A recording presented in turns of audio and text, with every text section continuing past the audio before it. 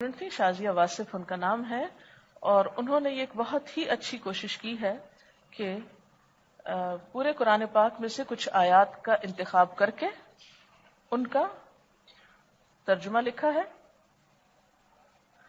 اور کچھ چیزوں کا خلاصہ. مثلا سورۃ الفاتحہ ہے تو اس کو ایک پیج میں انہوں نے خلاصہ کر دیا ہے اور اس کی موٹی موٹی باتیں بتا دی ہیں.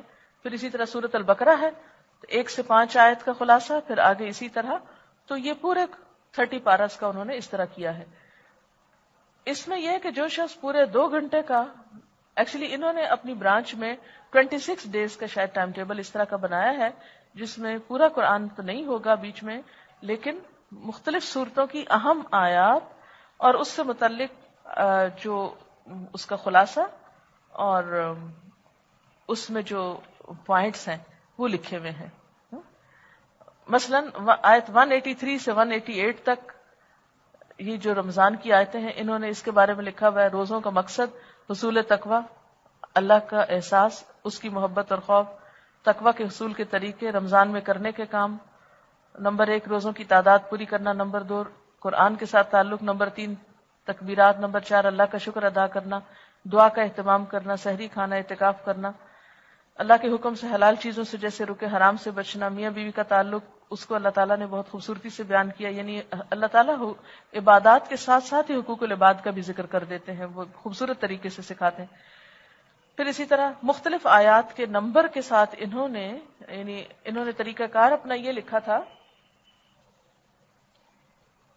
اس کا انہوں نے طریقہ کار بھی بتایا ہے کہ انہوں نے لکھا ہے کہ آپ سے آخری ملاقات کے بعد میں نے دورہ قرآن کے لیے منتخب آیات کو بہت مختصراً خلاصہ کیا ہے. وقت جتنا ملا اور دماغ نے جتنا ساتھ دیا، اس حساب سے یہ ٹوٹی پوٹی کوشش ہے. اس کو کمپائل کرنے کا مقصد صرف یہ تھا کہ جو محنت ہم نے کی ہے اس سے چند اور لوگ بھی فائدہ اٹھا لیں. میٹرو سے جو لسٹ ملی تھی منتخب آیات کی، وہ ایک حد تک ملتی جلتی تھی لیکن کئی جگہ مختلف بھی تھی. جو چیز مجھے مناسب لگی میں نے اس کا انتخاب کیا. اگر آپ کو یہ اس لائق لگے اور دوسرے لوگ اس سے فائدہ اٹھا سکتے ہو تو استعمال کر لیجیے. ایک بہت خوبصورت احساس جو مجھے ہوا اس دوران وہ آپ سے شیئر کرنا چاہوں گی. قرآن رمضان میں دوسروں تک پہنچانا ہے، یہ احساس تھا پورے کے بجائے وہ حصہ جو لوگوں کا شوق ابھارے. کیونکہ پچھلی جو ہماری میٹنگ ہوئی تھی یہاں پر، اس میں ایک سجیشن یہ دی گئی تھی کہ ایک تو ہے پورا پارے کا ترجمہ کرنا 2 گھنٹے میں کم از کم، لیکن سب کے پاس 2 گھنٹے نہیں ہوتے. مثلا اگر آپ کسی اسکول میں جا رہے ہیں، یا اگر آپ کسی اپنے بچوں کے ساتھ بیٹھ کے بات کر رہے ہیں، یا آپ اپنے ہسبینڈ کے ساتھ ڈسکس کر رہے ہیں قرآن پاک کو، یا کہیں بھی جس میں ٹائم کم ہے، تو پورا قرآن کی بجائے کچھ آیات لے لی جائیں. لیکن لوگوں کو قرآن سے کسی نہ کسی طرح مانوس کیا جائے اور بتایا جائے کہ یہ کتاب کہتی کیا ہے. جو لوگوں کا شوق ابھارے، ان کے شعور کو بیدار کرے اور ان کی فطرت کو اپیل کرے، وہ چننا تھا.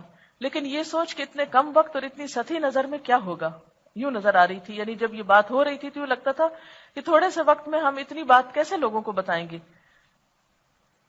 پورا کر لینے کے بعد، یعنی جب انہوں نے کام یہ کر لیا، پورا کرنے کے بعد مجھے اندازہ ہوا کہ اتنے تھوڑے دنوں میں پورے قرآن سے گزرنے کا الگ ہی لطف ہے. کبھی کبھی we lose sight of the forest for the trees. We lose sight of the forest for the trees. اتنی گہرائی میں چلے جاتے ہیں کہ ہم بالکل سامنے کی چیز یعنی روح کو نظر انداز کر جاتے ہیں. ایک دین کی تصویر ملی جو اور ایک خلاصہ سمجھ میں آیا. وہ بہت ہلکے پھلکے پڑھنے میں نہ آتا تھا. کون سی باتیں بار بار دہرائی گئیں، وہ راسخ ہوتی گئی.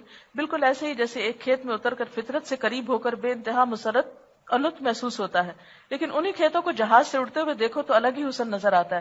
نگاہ ہٹانے کا دل ہی نہیں چاہتا. پوری تصویر نگاہ میں ایک ہی ٹائم میں سما جاتی ہے.